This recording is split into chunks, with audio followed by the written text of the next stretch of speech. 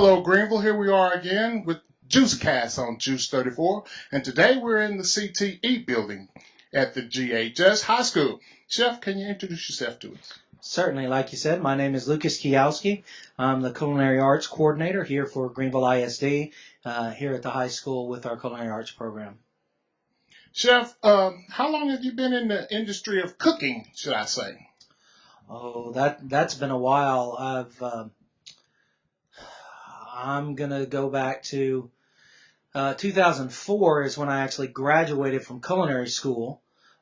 So at least that long, but I had at least a year and a half of actual industry experience before then, before I even went to culinary school, and 2 years of culinary school plus then my industry experience. So I came to the school with about 8 to 10 years of certifiable culinary experience, and then of course my time here as an educator.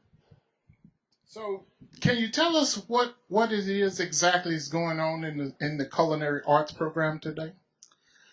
So the culinary arts program here is ever changing and growing. We started this program some years ago, and so this is my 7th year here on campus. And we basically started in an old home ec kitchen, and we built the program and to what it is today. And now we have full professional facilities. Today, specifically in the kitchen, I've got students that are. I have first-year students who have basically never been in the kitchen before, who learned about grilling techniques with pork and making some small cuts to make a nice pineapple pico de gallo to go with that. So that's what they were learning. And then we move on to my advanced class, who is currently in the kitchen cleaning up, but they're practicing for a competition. And there's actually 2 different competition groups in there. And one does a culinary competition where they work on a team of 3 people. They have basically 60 minutes to produce 8 dishes, and they know what the menu is. They do not, but they don't have any recipes in particular. It's just the menu written out. So they know what they're cooking going in. They're given all their ingredients, but they take all of their own equipment. So they work together as a team of 3 to put out 2 salads, 2 side dishes, 2 main dishes, and 2 desserts. And so that's one of the competitions. The other competition is a chop style competition where the students receive a mystery box. They don't know what protein they're going to get. They don't know what vegetable they're going to get. They don't know what starch they're going to get. And they have to produce a dish that has 4 components. It has to have a protein, a vegetable, a starch, and a sauce. And so they have only 40 minutes to do that by themselves, and they're only cooking 1 plate. So, kind of 2 different cooking styles. Also here in a few minutes when our next class starts, I have students that are preparing for cupcake battle. And cupcake battle, these students for the regional competition, because that's what we're preparing for at this point, is a regional competition that'll take place in Waco. But for this, they get to actually take their cupcakes already prepared. And so they get to take 6 cupcakes. They have to be displayed. They have to have some sort of theme, and everything has to be made from scratch. No box recipes, no sprinkles that they didn't themselves make. All of that stuff has to be done by them. So those are kind of the competitions that my students are currently prepping for. So you're not playing cooking school here. You're actually doing the real deal from scratch to finish with these students. Oh, absolutely. We're not playing by any means. We have the facilities. So these kids are really working at this point in the school year, and we're talking, it's the middle of January now. We've already done 20 plus caterings this school year. And when I say caterings, those are basically people hiring us to make food for them. Now, some of those are district functions, and, that's a little bit different arrangement. But several times we have outside clients that are paying for us to make a meal for them. And that's as real as it gets. I mean, the students, at the beginning of the year, a lot of the planning process is kind of done for them. But as the year progresses, they take over that. And as we come into the spring semester, the catering functions that happen from here out, my advanced students actually designed all the menus for all of the caterings for the rest of the year. They also run the catering and have first-year students help them run the catering. Whereas in the fall, I kind of run the catering and all of my advanced students help put it on. But that changes where they get to manage it. They, like I said, they set the menu. They set the ordering guide. How much food do I need to order for all of this? They set the production timelines, and then they manage and run the kitchen for that actual function. And I just, get to stand back and give them advice as to, how they should do that. How do you manage that? How do you manage someone else's quality for your product? And that, one of the things that we talk about. So yeah, it's the full meal deal back here. And we're prepping students for the industry. So sitting out here in the open area, how many, I should say, guests can you serve in this open area here? Well, this open area is a little bit deceiving. Right now, I believe that we have seating set out here for around 45 to 50. I believe that's what the seating is. But we have a closet, and I've got tables. We can roll in banquet tables. All of these things can be moved. This area can easily hold 100 people, and the area in there with our robotics arena can hold quite a few more. Now, typically we don't do that, but it can be done. But we, most of our smaller caterings are, we do anything from, I've had as small as 12 people. To 35, 40 people typically on a plated meal type scenario. But also we do our Veterans Day function. We actually do a catering for the Hope Center almost every year, the Hope Center of Greenville, and we're talking about catering for 275, 250 people. So most of those have all been, well, actually I take that back. The Hope Center banquet is a plated meal, and so you're plating meals for 200 plus people. And then when we do our the barbecue dinner for the Veterans Day, it's 275 people. That's full on production. Okay. Well, let's talk more about the culinary arts as far as when you go to shows and you're getting graded by judges. What is that all about, basically, that you're getting prepared for now? So what that is this particular competition is with an organization called FCCLA. And they are a service-based organization, and there's a lot of different branches to it. And we have students that are in chapters of that organization that will go and compete in other subjects. But for us, when they go, they have a set of grading criteria. They have a rubric. They know how they're going to be graded, and it tells them on each level what they're going to be doing. This really prepares them to get their stuff together, to make a plan. This is the way competitions, like cooking competitions in college and even beyond, are kind of run. So, they really get a feel for cooking under pressure, having a deadline, so specific things they have to do, and how to perfect, techniques and recipes and working together, particularly in that team type competition. It's one of the things we also get to talk about is, okay, we have this list of expectations. How do we meet all of those expectations to make sure that we can do the best that we can do? Because there's parts that you can't control, but guess what? I can control this. I can control this. I control. There's all these things that you can control. So how do you address that and make sure that you get everything out of what you can control, and then do your best on the others?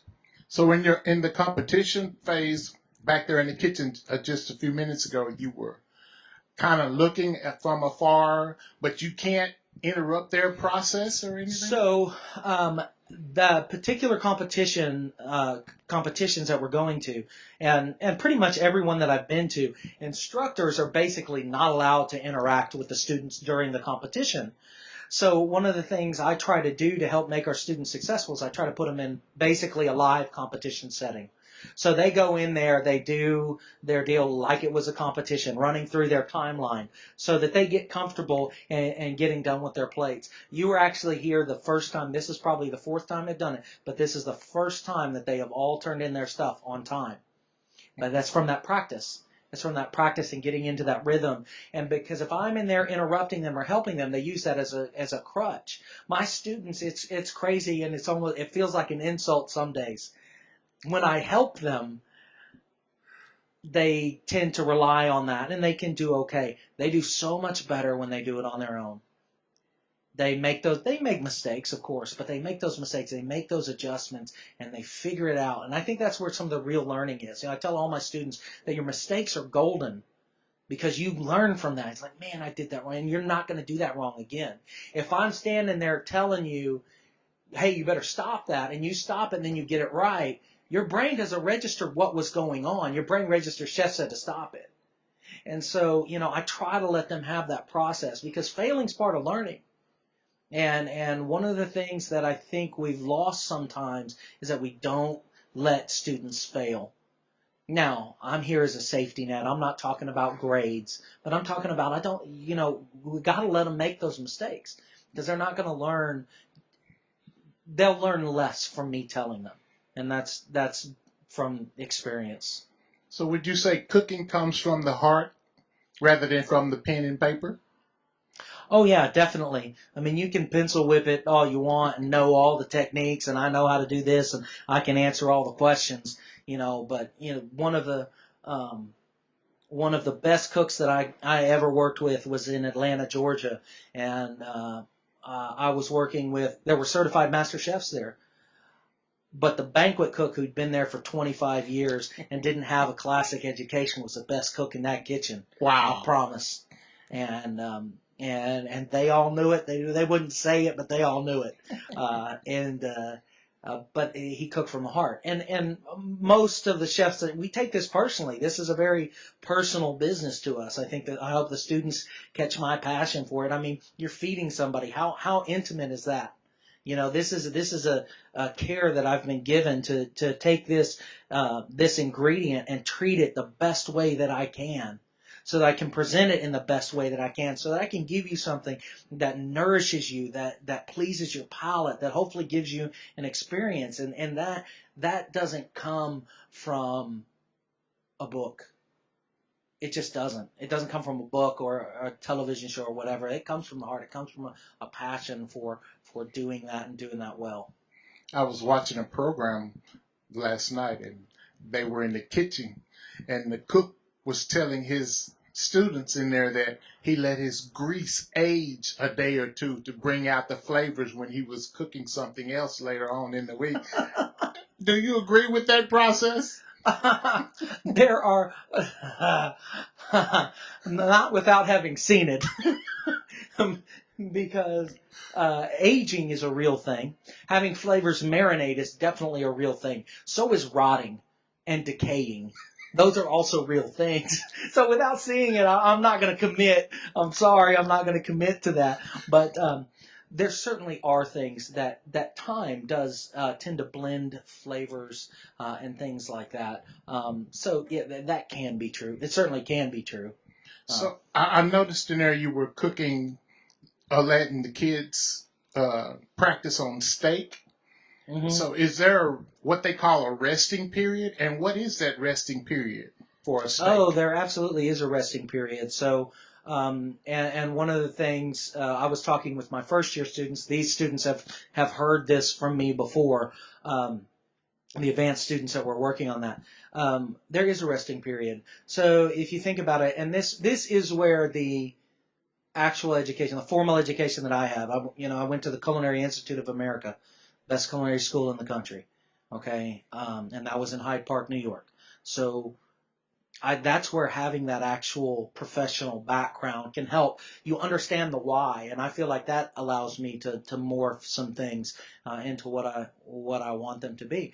But here's the deal. If you think about it, when I'm cooking something, I'm transferring energy. That's how we're converting this protein to something that is readily digestible. And so we're doing that with heat. Now that heat's got to come from somewhere. Okay, so that heat's coming from the outside and pushing towards the inside of the steak. So as it's doing that, it's cooking and it's driving the juices away from the heat. Basically, juices are trying to go away from the heat. Okay, so I do it on one side, I do it on the other side, and basically we forced it down into the center. Now, that's like searing it, but even in the oven, same thing. All the heat's coming from the outside. It's driving those juices down to the center.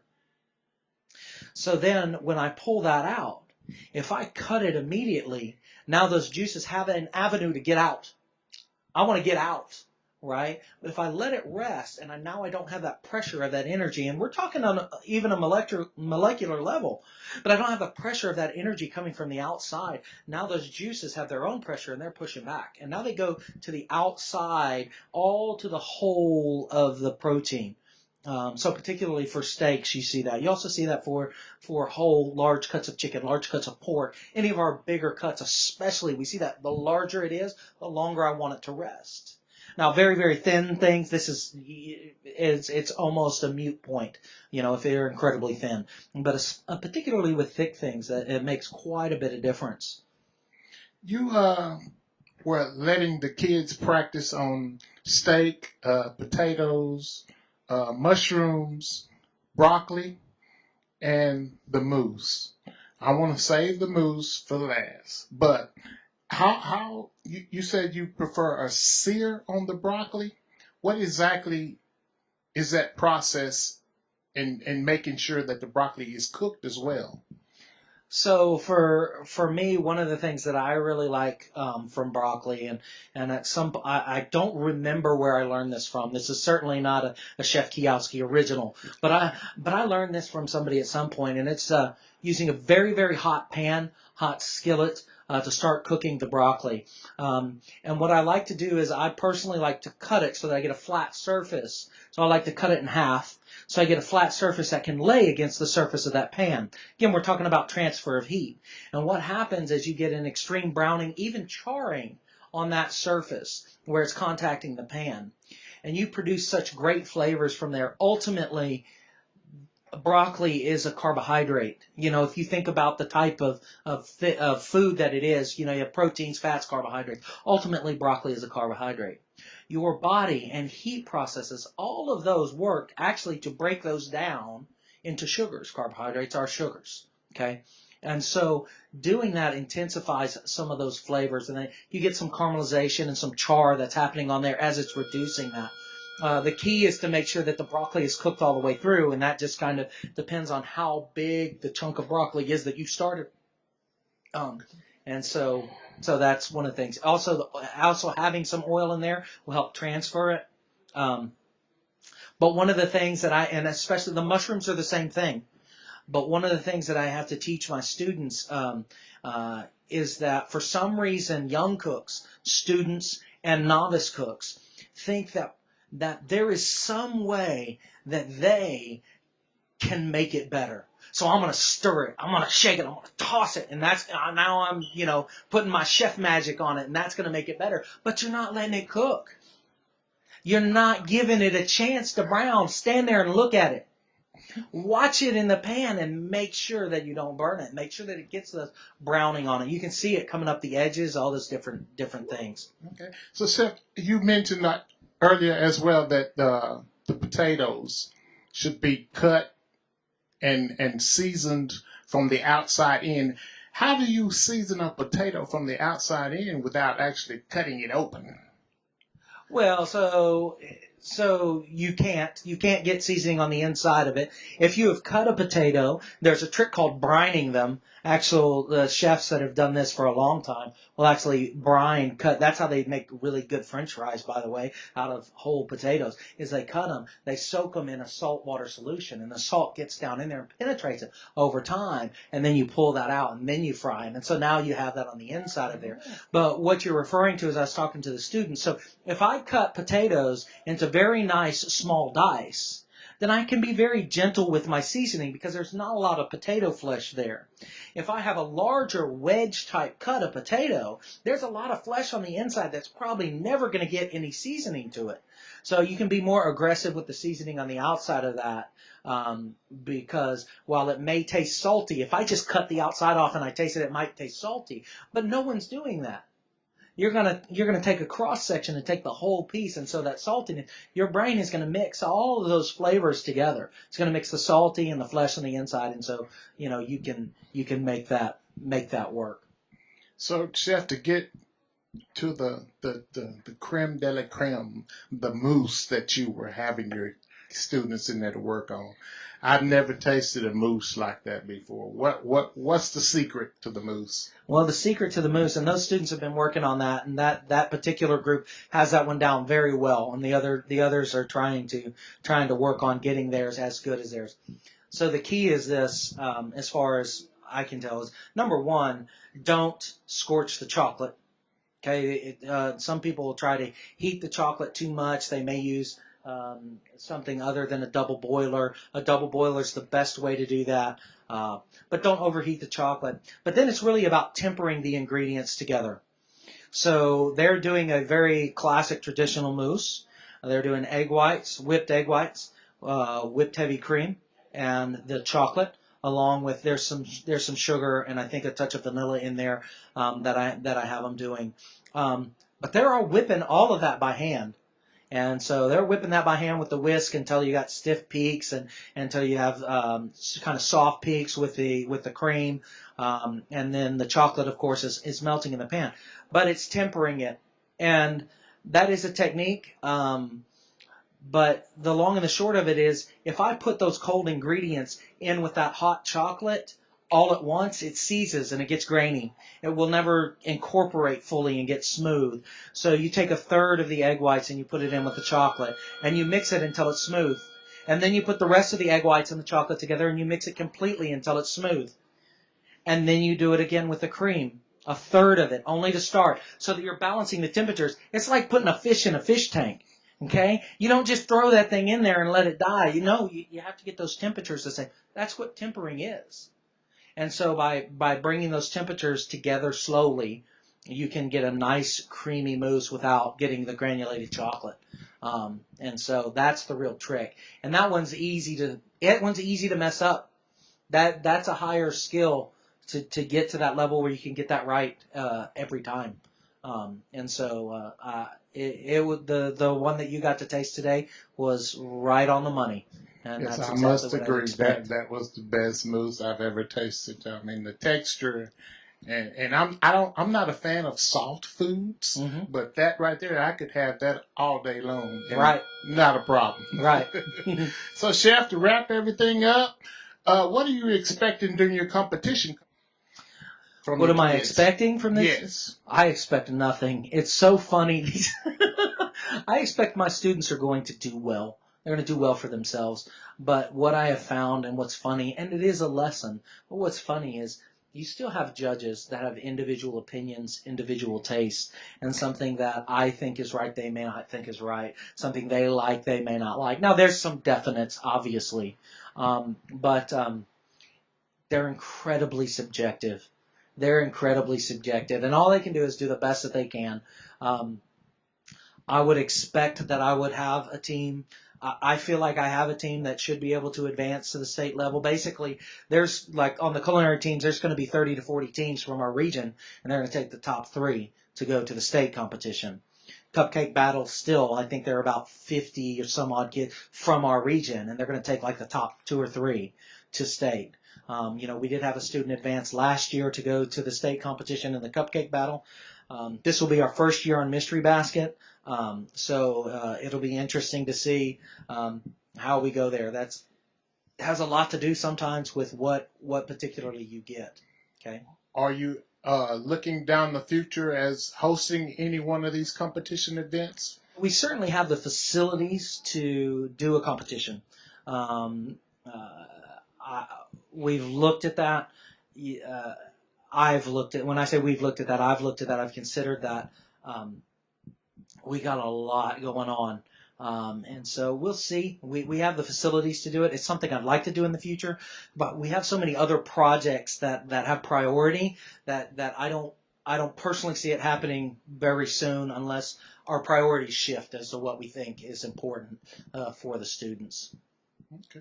So, Chef, I know I mentioned it earlier, but some of the students in the sports programs, they're enjoying your sack lunches that Yep. you prepare for them on the road. Mm-hmm. So is that something you plan on continuing with all of the sports programs here at GHS? Or? I would like to do that with other programs. we come back to a time issue.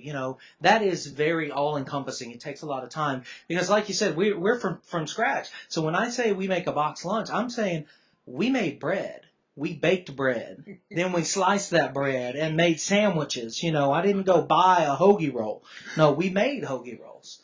And that's a process. And it's just so all-encompassing that we don't always get to other things. So, that was good for a time, for a season, because we could learn the production and things of that. But I just can't keep cranking out sandwiches. There's other skills my students have to learn. And so I'm not opposed to working with any other group. It comes back to I still have a lot of stuff that I need to teach these students. I want to teach these students, and if we're doing the same thing over and over, that misses the point of some of what we're doing. Well, now the word's going to get out, and you're going to have to provide once that word gets out. Like, hey, we won state championship because Chef cooked these wonderful meals for us. So, hey, what do you say to that? What do I say to that is let's win the state championship and then I'm on board. All right. I'm down for helping them all win state championships. But again, ultimately I am educating these students in culinary arts, and certainly for our community, they wouldn't want someone that only knows how to make a sandwich. Are they going to learn some job skills doing that? Of course they are. Of course they are. But they're probably going to want somebody that has a few more skills than just that, right? And at the same time, I kind of want to keep them engaged, because not everyone that's in my class are bakers. I can see it. I have a pair of students in there that would really prefer not to look at an oven, or a stovetop to saute something because they want to bake, So I have my bakers and I have my cooks.